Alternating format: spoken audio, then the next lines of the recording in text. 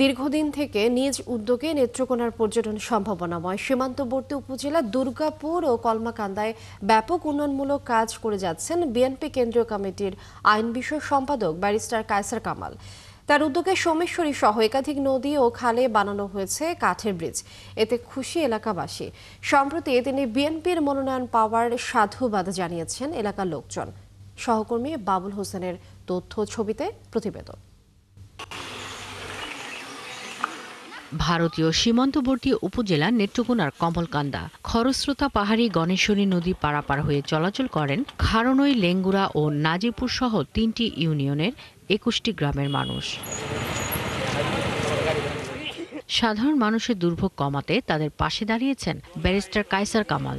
নিজ উদ্যোগে সেই নদীর উপর বাঁশ ও কাঠের মজবুত সেতু তৈরি করেছেন। দুর্গাপুরেও পাহাড়ি সোমেশ্বরী নদী ও খালের উপর তৈরি করা হয়েছে একাধিক সেতু। এলাকাবাসীরা বলছেন, এত বছর ধরে বাঁশের নড়বড়ে সাঁকোই ছিল যোগাযোগের একমাত্র ভরসা। হোন্ডা লইয়া যায়, অটো লইয়া যায়, মানে অটোর সুবিধা, আমরা সুবিধা হয়েছে, আমরা যাইতে পারি, আইতে পারি। আর এই ব্রিজটা হওয়াতে সাধারণ মানুষ যারা আছে তারাও অনেক খুশি। বিশিষ্টজনরা বলছেন, সোমেশ্বরী ও গণেশ্বরী নদীর উপর পাকা ব্রিজ নির্মাণের দাবি থাকলেও গত ১৫ বছরে তা হয়নি। তাই জুলাই পরবর্তী সময়ে উন্নয়ন বঞ্চিত এই দুই উপজেলার যোগাযোগ ব্যবস্থার উন্নয়নে তারা ধন্যবাদ জানান এই ব্যক্তি উদ্যোক্তাকে। কলমাকান্দার সেতু, এটা যে হচ্ছে কাঠের সেতু, সে থেকেও মানুষ সুফল পাচ্ছে।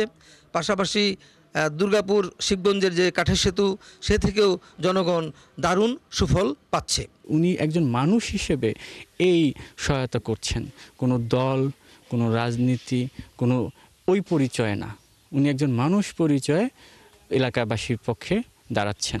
উদ্যোক্তা ব্যারিস্টার কায়সার কামাল জানান, বিএনপির রাজনীতির মূল উদ্দেশ্যই হচ্ছে মানুষের কল্যাণ করা। সেই দায়বোধ থেকেই এমন উদ্যোগ নিয়েছেন। ৫ই আগস্টের পরে নতুন বাংলাদেশে আমরা নতুনভাবে রাজনীতিটা করতে চাই, যে রাজনীতির মধ্যে কমিটমেন্ট থাকবে, যে রাজনীতিটা হানাহানি মুক্ত থাকবে, যে রাজনীতিটা জনকল্যাণে থাকবে, মানব কল্যাণে থাকবে। তো এটা আমার কৃতিত্ব না, আমাদের দলের নেতাকর্মী সবাই সম্মিলিতভাবে স্বেচ্ছাশ্রমের ভিত্তিতে বিভিন্ন ব্রিজ, কালভার্ট বা বিভিন্ন যে মানবিক কাজগুলো আমরা করছি স্বেচ্ছাশ্রমের ভিত্তিতে। সুবিধা বঞ্চিত এলাকার যোগাযোগ ব্যবস্থার উন্নয়নে রাজনীতিবিদ সহ দেশের বিত্তবান প্রত্যেকের জন্য উদাহরণ হতে পারে নেত্রকোনার দুর্গাপুরের উন্নয়ন। শাকিলা শম্পা, ৭১।